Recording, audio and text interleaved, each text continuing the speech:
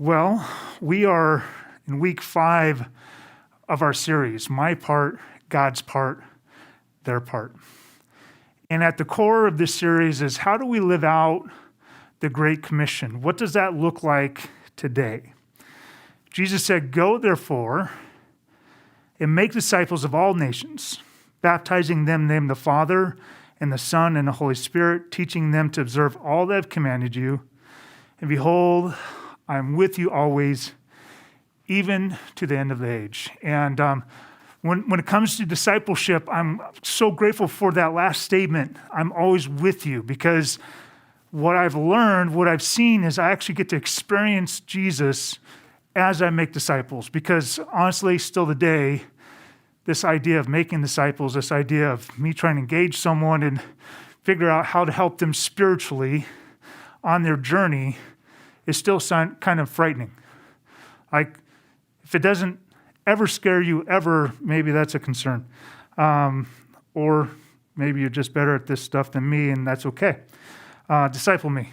But on the front end of this series, we're really looking at how do we share our faith? What are some practical ways of sharing our faith? And we spent a conversation a few weeks ago talking about why do we call this My Part, God's Part, Their Part? You know, for 3 decades, I didn't really consider that God was with me in this process of discipleship or this process of me sharing my faith. I didn't think that was part of the process. I just figured, it's like sales. You get pushed out onto the sales floor and there's the customer and good luck. No, that's not how God operates. One of the things that God does is he puts the right person in the right place at the right time. And I've had people be that person for me, and then I've had the opportunity to be that person for other people. And I've watched other people be that person for other people. And so it's a real cool moment when you recognize that. But we also know that God, he's the one that does the heavy lifting. He draws people to Christ. He's the one that convicts. He reveals truth. He causes spiritual growth. And so these are things that God does. And then we looked at the story of Zacchaeus and how Jesus shared his life with him and how this was very powerful. The story of Zacchaeus, like, we don't hear a bunch of words from Jesus. We just see Jesus choosing to spend time with him, and that was transformative for this guy. And Logan shared his story with Megan, and he didn't share with you all the words that they thought up to figure out how to say to Megan, because they weren't trying to figure that out. They were just trying to figure out how to be in Megan's world and Megan in their world. And through that process, Megan comes to Christ. I mean, sitting behind the couch, knitting things, but she comes to Christ. And so we said, pursue authentic relationship with people in the mess. And in the mess just means wherever you happen to find them. And then last week, I was supposed to be here preaching, but I had a stomach bug, and in the heart of not sharing all things viral, I stayed home. But Logan talked about sowing and reaping, and there are times where we're investing in our friend, and we're sharing with them about Christ, and we're sharing verses that we know, and we're hoping that they'll come to church with us. And there's times where it seems like it's this long season. And for me, I had one friend in particular that 17 years I shared with him. And I thought that I'd failed him. I thought that I'd messed up. But then there was this season of reaping, and the reaping just happens really quick. Like the sowing is long and arduous, and you don't see things growing, but you're doing the work anyway, because we're called to faithfulness. But then when the reaping comes and you have the conversation, and when I had the conversation with Jeff and he was ready, the conversation was so easy. He was so eager to know about God, and And he was asking questions, and it was so simple. And so we wanted you to just have this picture of why they're sowing and reaping. In the Samaritan story that Logan shared with you last week, Jesus said, you are reaping that which you didn't sow. And there's an eternal harvest, that was being reaped. And so we said, share the words of Jesus when God provides the opportunity. But when we think about sharing our faith, oftentimes we're worried about what we don't know. What if I don't have the right words? What if I can't remember where the Bible says that? What if I get into just a big religious argument? Like, that's not fun. I don't want to go there. And so we worry about what we do not know. But Christian, you have something that no one else has. You have something that no one else has. And that's your faith story. And how can we argue with that? I used to have scriptures memorized. Back in my younger days, it's like the songs. If I ever do an album, and I won't, but if I ever do an album, it'll be Rob's 50 favorite songs that he almost knows. Because I know like a portion of the song and nothing, like if it's probably in the title, I know that part of the song, and then that's, we harass Logan when he messes a line up like he did second and first service. Not that we're keeping track. Like if I didn't have the words up there, I'd mess the whole thing up. I don't remember that stuff, but I remember my faith story. Your faith story consists of where God met you, how he's provided for you, how he's answered your prayers, how he's forgiven your sins, how he's shown you grace, how he's revealed you truth. And honestly, people want that. They want that. They want that experience. They want to know how to have that experience. But I find oftentimes we're ashamed of our faith story. For some of us, we've always known God. Like we grew up in a home and we always have known God, and somehow we feel like that's not enough. In fact, Logan this week in Sermon Club was sharing that when he was a teen, he was thinking, man, I need to go out and do drugs for a while so I have a story. I think he was talking about aspirin, but I'm going with that. Somehow, we're ashamed of our story, even though that's the kind of story we're hoping, that's the kind of legacy that we're hoping to create for our children and grandchildren, yet we feel like I don't have enough to share. And then there's those of us like me that either has a prodigal story or just a straight up heathen story. I try to think of a different term. I couldn't come up with one, so we're going to roll with that. But our story is full of mistakes.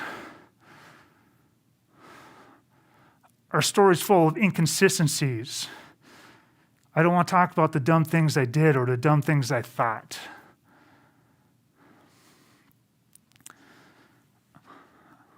I wonder why it's almost universally true that we are ashamed of our story. We think our story is not enough somehow. It might be spiritual. In Luke chapter 8, we see a story. Jesus and his disciples, they get in the boat and they cross the lake. Must have been the most common thing they did. It seems like that's how all the great stories start. They cross the lake and they go opposite of Galilee, which means they go into the Gentile region of Gerasenes. And there they meet a man, and we're told that this man is possessed by demons. And it's not a few. The name is Legion, so means a lot. There's a ton of demons in this guy, and we know there's a ton of demons in this guy because he's running around naked. He's not living in his home. He's living out in the tombs. And when they try to shackle him, he breaks the shackles, and his life is a mess. And when the man with the demons sees Jesus, the demons inside of him recognize Jesus as the Son of God and cries out, Son of God, don't send us to the abyss. And that conversation there just is intriguing, if for nothing else, if you want to go read the story. But instead of sending the demons to the abyss, the demons get sent into a herd of pigs. And the herd of pigs, they run down the embankment and throw themselves into the sea, and therefore the pigs die. And when the herdsmen, when they watch this, they're a little freaked out, and they go to town and they tell everybody. Now, when the people come from the town and they find Jesus, they find the man that was running around naked, living amongst the tombs. They find him dressed and in his right mind and sitting. And this is what freaks these people out. Picture that. The guy running around naked, breaking chains doesn't freak him out. It's when he's sitting in his right mind and fully clothed, this is what messes with their minds. And they ask Jesus and his disciples to leave. And so Jesus and his disciples get into the boat to return to the other side. And we pick up in Luke 8:38. The man from whom the demons had gone begged that he might be with him, but Jesus sent him away, saying, return to your home and declare how much God has done for you. Return to your home and tell them your faith story. And he went away, proclaiming throughout the whole city how much Jesus had done for him. And I want you to wrestle with this question. Why did Jesus send him?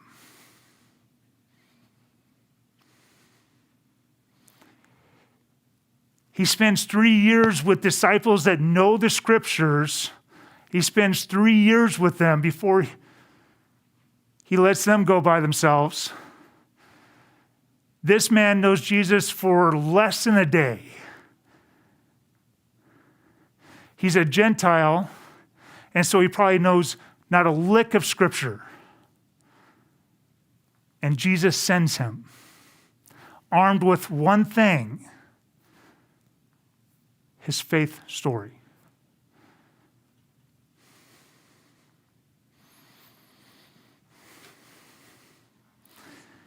Everywhere you have seen God work powerfully, that is your faith story.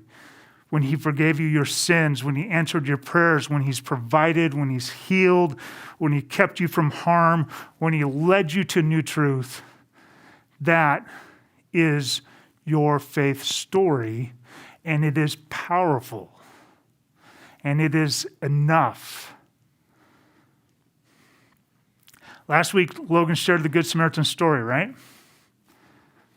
In verse 39, it says, many Samaritans from that town believed in him because of the woman's testimony. He told me all that I ever did. She has less than an hour of discipleship. She's a Samaritan with a mixed theology that's at best roughly right. And yet her story made a powerful impact. Her faith story made a powerful impact on her neighbors. I know some of you. I know your stories. I know you've known Jesus 20, 30, 40. Some of you online, 60 years, 70 years. If God could use a Samaritan woman's faith story that was minutes old, how much more could He use your faith story? If God could use a recovering demoniac's faith story that was hours old, and his life was full of problems, like he was about as unclean as you could get from a Jewish perspective. Hanging out with pig herders, living amongst the tombs. From a Jewish perspective, you don't get any more unclean than that. And yet, Jesus deploys him as the first Gentile missionary. If he used that man's story, how much more could he use your faith story?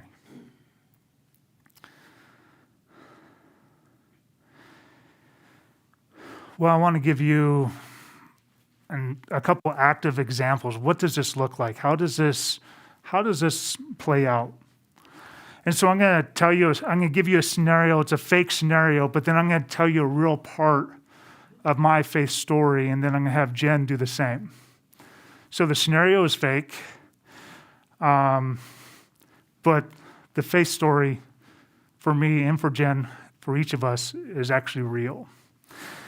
So the first scenario is this. Let's say I have a friend come up to me. Could be Kyle. It's not. It's a fake story.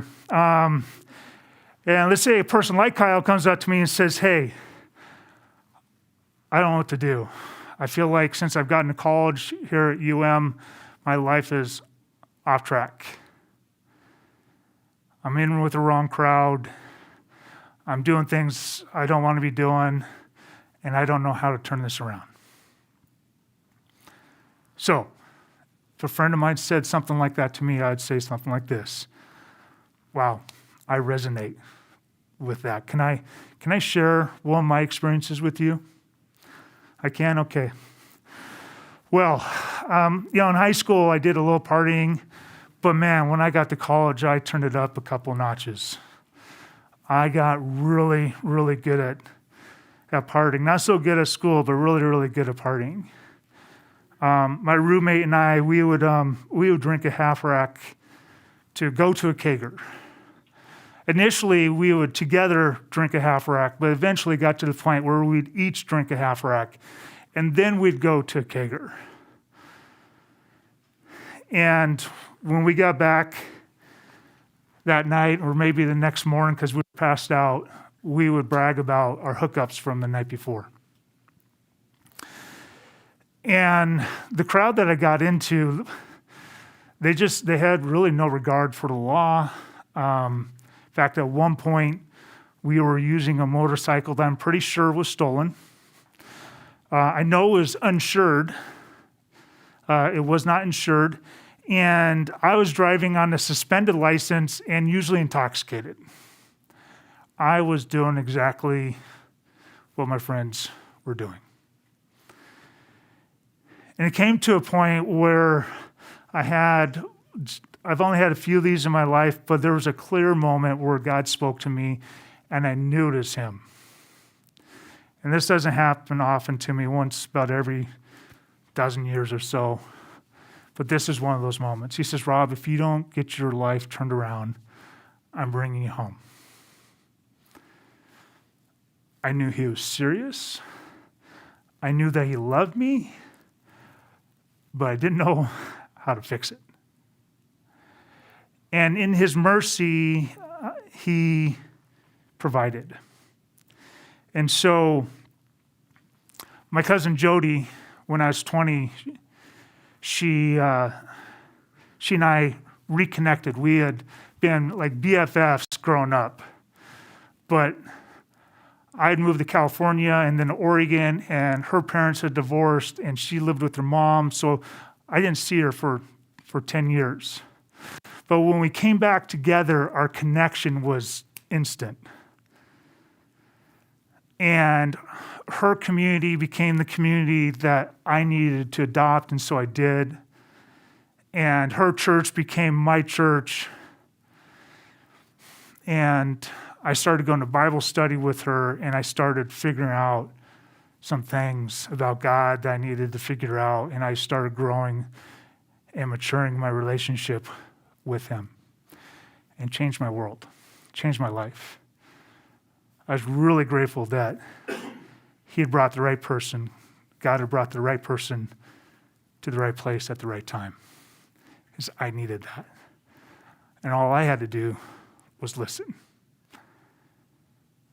So that's how I connect with your story.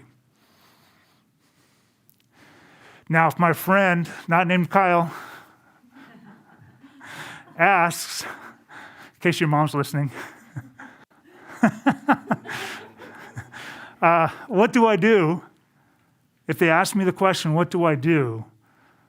Now that opens up a whole new conversation. So that's my story. Jen, why don't you come up and give us your scenario and your story. So, scenario is if somebody were trying to make a decision about if they should stay or should they go. Did not mean to quote the song there. So, should they move to a new city? Should they stay where they're at? And so I would share my story like this. I moved to Montana in 2010, and the year prior to that, I could really see how God was orchestrating and making it happen so that I had the freedom to move when I did. I had worked at a job for 4 years, and at the end of 2008, I left that job so I could finish my bachelor's degree. And I thought I was leaving that job and moving to Africa so I could start a school. And I went to Africa and I was like, okay, this is going to happen. It's just not happening right now. So, and then I was working as a youth director at my church, and I loved my kids. Like, I had been working with them for since they were sixth graders, and now they were juniors. And there was just I wasn't going to leave them unless God made it happen. And the summer of 2009, it was time, and the church was like, okay, Jen, you need to go. And I was like, oh, okay. So, and then just there's other little things along the way. The guy I was dating, we were no longer dating. And I had finished my degree at school. And so when I came to visit December of 2009, I was like, okay, maybe I should be here. And the reason I was coming to visit so often is my best friend and the gal who had discipled me through most of my 20s had moved over here with her husband to start a discipleship house in Frenchtown. And so I would come visit 3 or 4 times a year just to hang out with them and to hang out with the students in their house. And I had built a relationship with just so many people in Montana because of them. And I was on the board of directors for this ministry, and just loved the thought of living with people and doing discipleship. I just love it so much. And so in 2009, December, I was like, I think I could move here. And they're like, well, of course you can move here. You should have moved here 5 years ago. And I was like, no, but it wasn't the right time. And it just God had opened the doors and shut the doors of things that needed to be shut. And so in December, I went home after being here for a week, and I was talking to my parents about it. And I was like, I think I want to move to Montana. And they're like, yeah, I think you should. And which was crazy that my parents were like, yeah, okay, yeah, you should. And then my pastor and the person who took over the youth ministry were like, yeah, we think you should too. And so all the people from Montana were obviously saying I should move over here. But all the people in Washington that would want me to stay were saying, no, yeah, I think that's the right next step. And so 4 weeks later, I moved over here. And before I'd even crossed the Montana state border. I had a job, and I did a phone interview, and I had gotten the job. And so it was like, you could just see God's hand closing doors that need to be closed and opening them that needed to be opened. And I think that was just what I needed. I needed him to be super clear. And I don't know if that helps you as you're trying to decide whether you should stay or go, but I would encourage you to look for the doors that are opening and closing. So, yeah. So a couple portions of our faith story, not all of our faith story, but a part and a piece of my faith story, a part and piece of Jen's faith story. Who could argue with Jen? Oh, God didn't do that. Who could argue with me? Oh, God didn't bring your cousin. Oh, God didn't speak to you. Were you there, dude?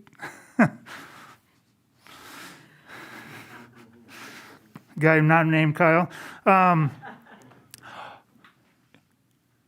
Your faith story needs to include two things. It needs to include your authenticity and God's power. If you're sharing a story and you're not going to be authentic, if you're not going to talk about your weakness, you're not going to talk about your questions, your brokenness, your frustrations, your fears, if you're not going to talk about those things, it's not really a faith story. If you can be authentic, but you're not going to talk about the God of the universe showing up and doing what only he can do, it's just a cool story with a neat moral. So your faith story needs to be authentic and needs to include your powerful God. Your faith story has kingdom value. It matters how you've experienced God. It matters what you've seen him do around you. And it matters the way he met you in your weakness. We are called to be witnesses. As my bride reminded me in Revelations, it tells us that it is the word of our testimony that will overcome the evil one. God is glorified when we share our faith story. So now let's talk about my part, God's part, their part. But we'll talk about these in the other order. We'll talk about their part first. Their part is to ask questions. If you get someone to the point where they're willing to ask a question, you know that they've really engaged and that their interest is there. I have a friend named Matt Becker. He's the kind of guy that'll only hire you if you have a prison record, because he feels called to ministry, and that's how he does ministry. He helps people that have a prison record figure out how to live for Christ, and he's willing to put his money on the line to do that. Now, he has a cool faith story, but he'll only tell you it if you ask him to.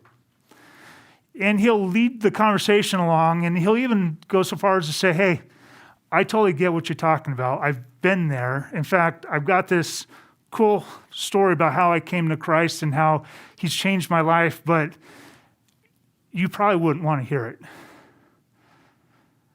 And some people say, you're right, dude, I don't want to hear your story. But it's amazing how many times Matt Becker gets to share his story and how many times that story has changed their life because they were receptive, because they asked questions. God's part. Again, he sends the right person to the right place at the right time.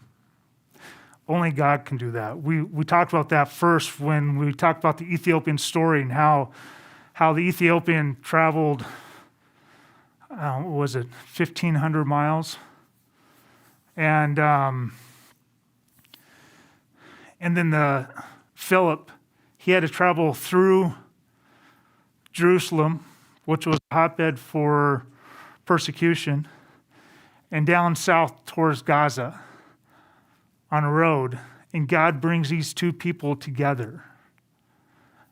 And it's the right person, the right place, the right time to have the conversation with the Ethiopian. And kind of like watching, you ever watch an accident take place and everything kind of slows down. And you're just like, whoa, I'm watching this and this is crazy. I can't believe this is happening right in front of me. Well, there are times where I'm watching a spiritual interaction take place right in front of me in a very non-spiritual world, right? Where our friends really don't care to be spiritual at all and they're just happy-go-lucky and heading down the path of life. But somehow this spiritual conversation comes, and I'm watching this like it's in slow motion. And sometimes I wonder, am I the right person? Well, if you're there in front of it, the answer is yes. Like if this is taking place right in front of you, if you're the person that is seeing the demoniac, maybe you're the person who had the conversation. And then my part, I'm to leverage my faith story to create opportunities for people to move closer to Christ. Now, the part of my story that I shared might help someone come to know Christ, or maybe help someone that has known Christ reconnect with Christ. To where the story that Jennifer shared more likely to be used to help someone that has known Christ for a season, probably a long season, and they're trying to figure out how to take that next step. And by sharing her story, she creates the possibility, the potential for them to connect even closer to Christ as they take a step of faith. But to do that, we have to see the value of our own faith stories. We have to recognize the value of our own faith stories. And we have to know our own faith stories. Sometimes we haven't stopped to really consider what our faith story even looks like. And so the next step for you may be to take inventory of what God has done for you. When were you first made aware of God? When did you make a decision to follow Jesus? How has following Jesus affected your life? How have you seen God work in significant ways? How have you seen God answer prayer? How have you seen God provide? How has God provided direction for your life? And how have you seen God speak directly to you? And so these lists of questions are in your bulletin, and we're going to ask you for care group this week to consider some of those and start to answer those questions, start to wrestle with what does your faith story look like? Hey, and one of the true things we can joining us today online. I just want you to know that you are super important to us. We'd love for you to consider what your next step is spiritually. That could be talking with a pastor, or maybe connecting to our care group or life transforming group, even via Zoom. Or maybe you've been thinking about getting baptized, or you might simply want more information about who we are as a church. Whatever the case, go to our website, missionridge.church, and hit that connect button and fill out the connection card and let us know what you're thinking about. Logan and I would love to be on your journey with you. Thank you. Just as a reminder, our bulletin has a ton of information about upcoming events, who we are as a church, and also the questions that we will be discussing in care groups this week. If you haven't checked that out already, then head on over to missionridge.church, click the button that says Bulletin. Go ahead, do it right now. Hey, thanks again for joining us today. We hope to hear from you soon, and we're looking forward to seeing you next Sunday. Have a great week. God bless.